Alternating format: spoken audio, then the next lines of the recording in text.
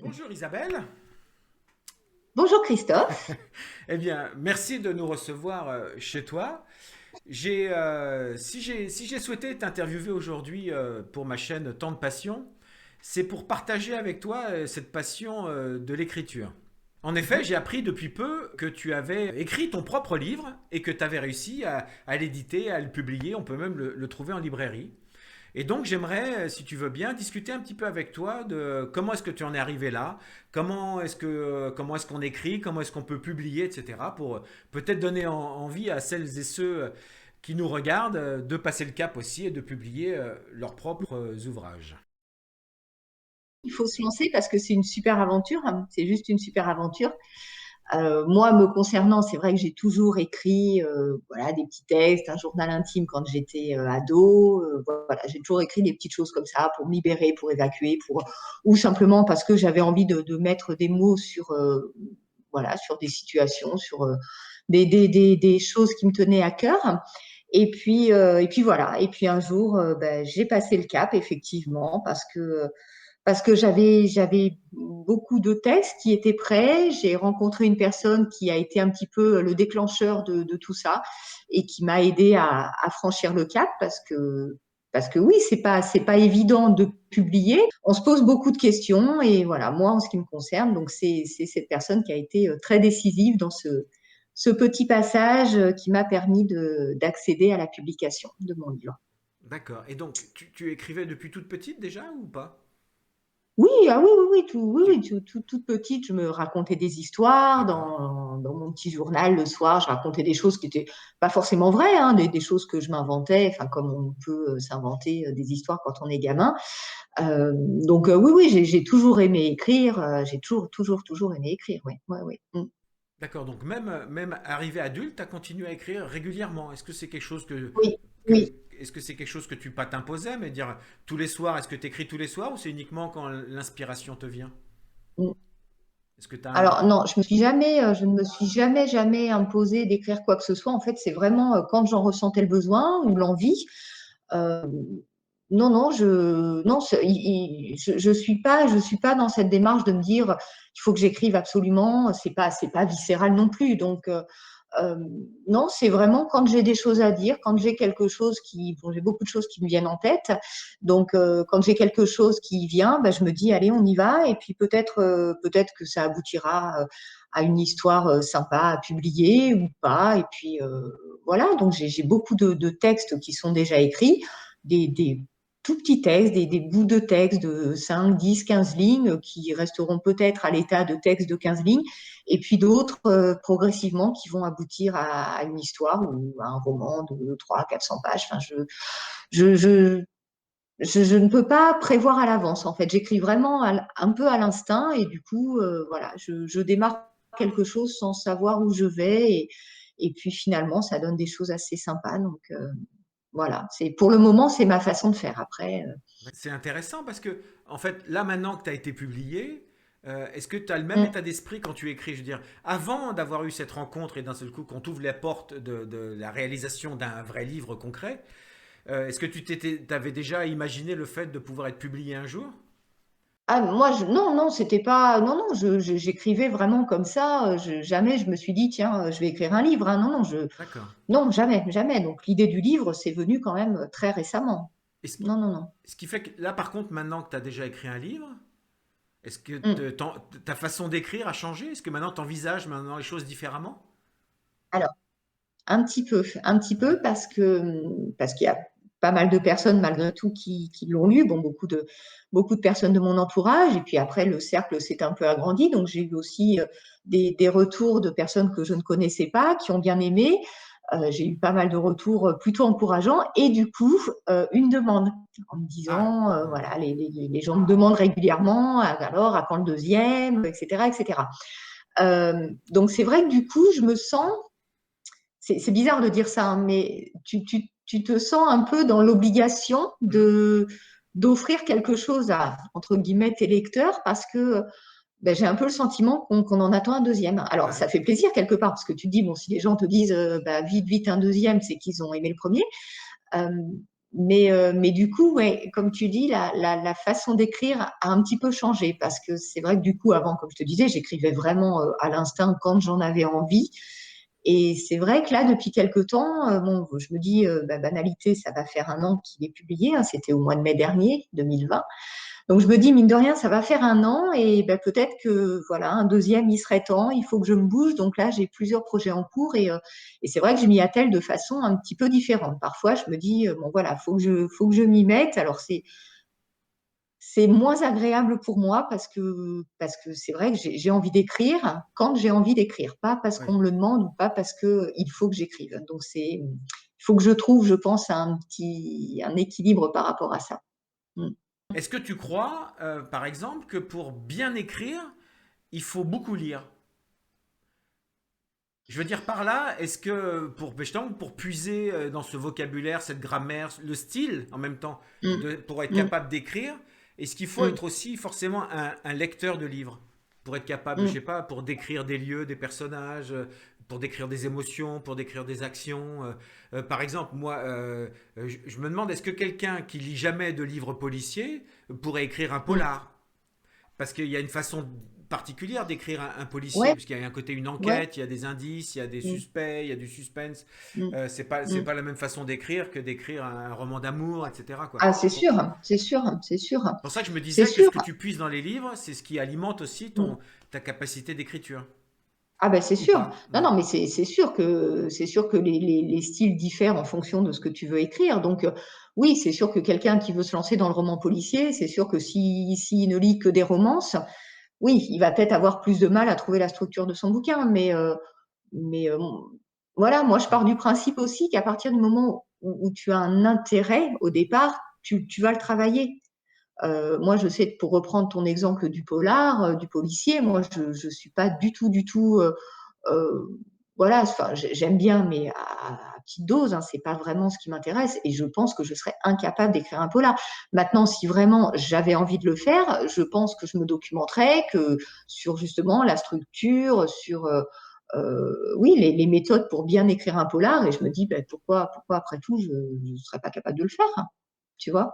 Je pense Mhm. que si vraiment on en a envie, il y a quand même des moyens bien sûr, d'en lire évidemment, mais il y a aussi des moyens peut-être autres de connaître la structure et puis de Et se puis, faire aider, quoi. et justement, alors, quel conseil tu pourrais donner à quelqu'un qui aimerait se lancer et qui n'ose pas? Mm. Quelqu'un qui aime écrire, qui écrit déjà un petit peu, qui a déjà Ouais. au fond de lui envie d'aller un peu plus loin, de façon plus ou moins flagrante, enfin admise. Qu'est-ce que tu pourrais lui donner comme conseil pour lui donner envie de passer le cap, de se Bah, de lancer? se lancer, de se lancer, parce que je pense que quand on écrit, c'est qu'on a des choses à dire et qu'on a des choses à dire aux autres. Euh, donc je pense qu'il faut y aller. Je pense que c'est une belle aventure.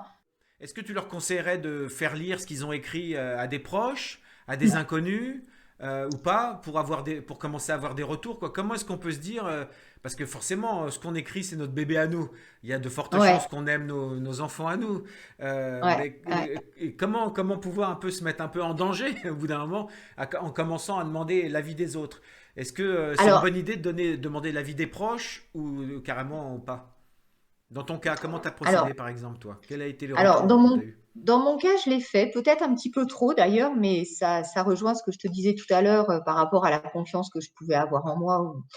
Euh, c'est vrai que j'ai écrit quelques nouvelles au départ et j'avais même envie de les faire lire à plein de monde, tu vois, pour avoir beaucoup d'avis. Et, euh, et en fait, je veux dire, si ton texte te plaît vraiment, je pense que non, il faut pas forcément le faire relire. Moi, j'ai écrit, c'est vrai qu'au départ, il y a peut-être deux, trois nouvelles ou des extraits de nouvelles que j'ai fait lire bah, à mon mari notamment, à deux, trois copines.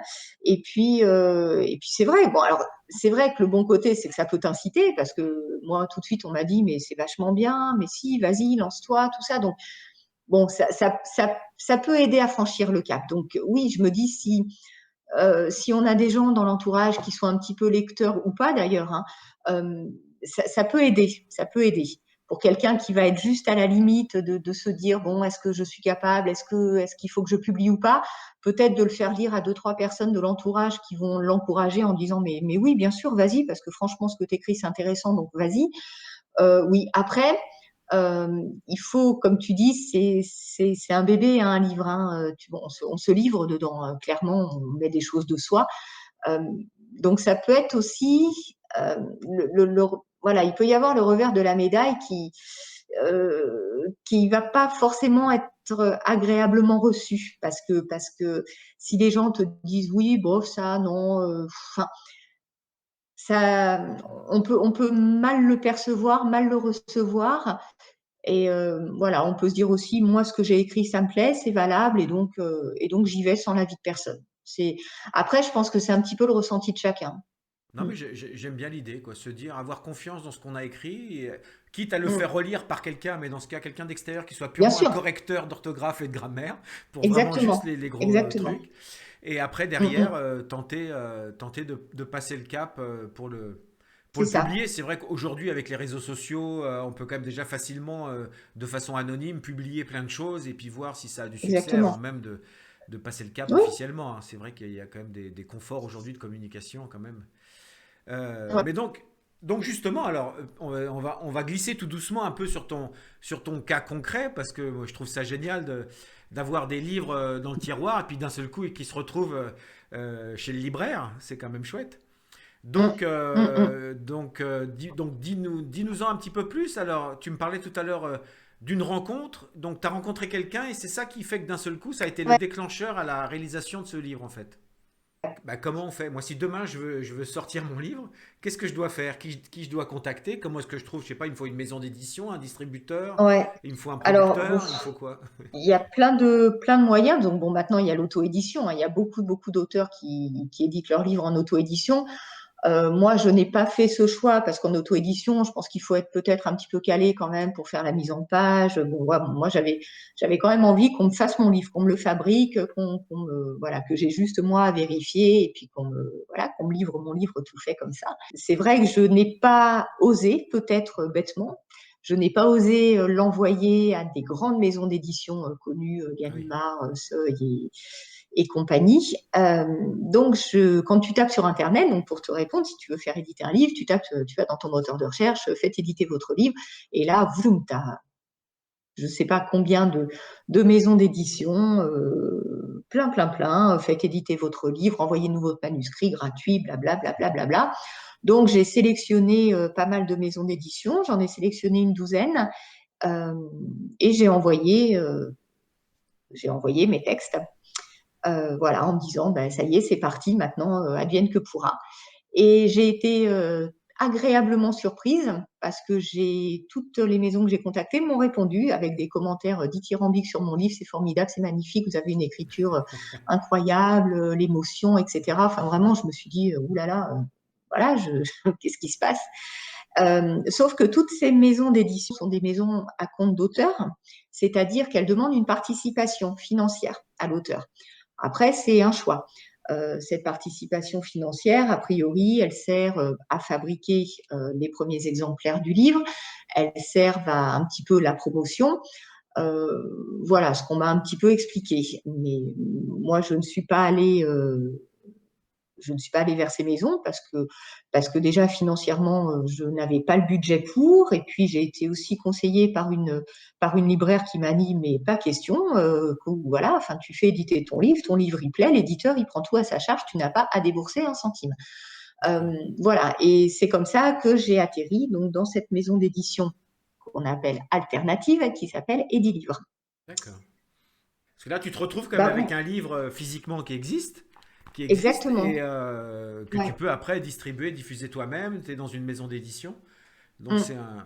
c'est une bonne façon d'expérimenter et de commencer déjà à sortir son premier livre à moindre coût, quoi. À moindre frais. Oui, À oui, moindre tout à frais en fait. tout C'est cas. pour Ouais. ça que moi, je suis assez satisfaite. Bon, après, voilà, c'est sûr que la promo, bon, bah, faut la faire soi-même. Alors, c'est sûr que les réseaux sociaux aident un petit peu, le bouche à oreille peut fonctionner. Il faut aussi aller démarcher les libraires, ça, c'est un peu moins agréable.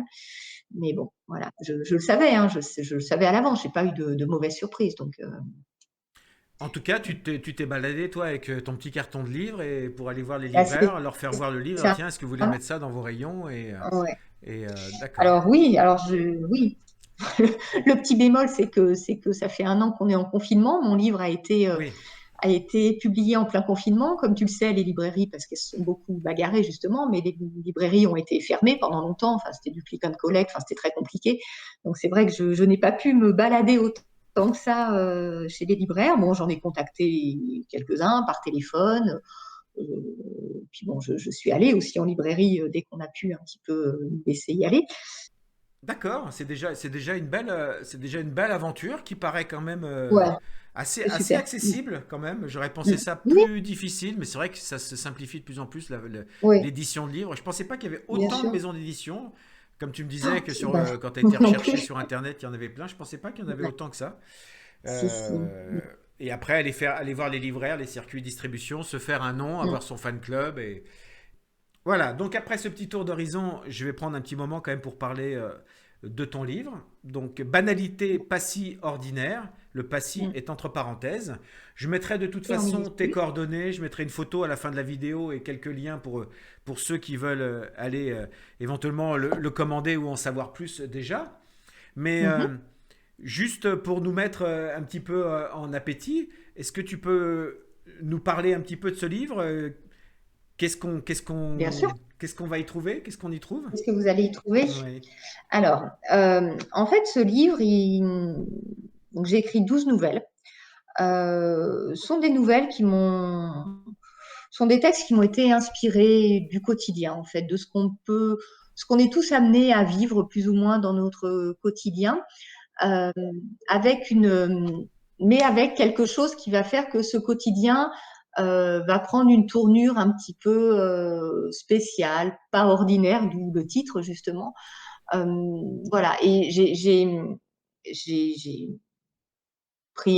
ouais, j'ai choisi, on va dire, un fil conducteur qui est celui de la rencontre.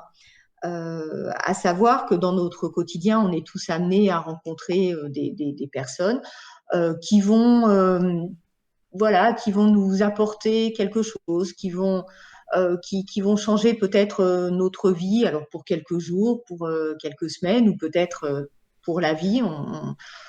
Donc voilà, j'ai voulu parler un petit peu de toutes ces petites choses auxquelles on peut tous être confrontés. Euh, Après, je l'ai traité évidemment sous des angles différents. Alors, j'ai essayé d'y mettre beaucoup d'émotions, comme je disais un peu plus tôt dans l'interview. C'est vrai que je suis quelqu'un de très émotif, j'ai des sentiments, des émotions très, très fortes et qui sont souvent très exacerbées. Et c'est ce que j'ai voulu essayer de faire passer dans ce livre. En fait, c'est vrai que voilà, il y a certaines histoires qui sont très nostalgiques, d'autres où j'ai un petit peu de colère en moi parce qu'il y a des choses qui m'ont mis vraiment dans une rage folle. Il y a un petit peu de fantasme, un petit peu de coquinerie, un petit peu, voilà, il y a vraiment beaucoup d'émotions, beaucoup de sentiments. Après, j'espère les faire passer de façon enfin, suffisamment forte, en tout cas, pour que le lecteur puisse les recevoir.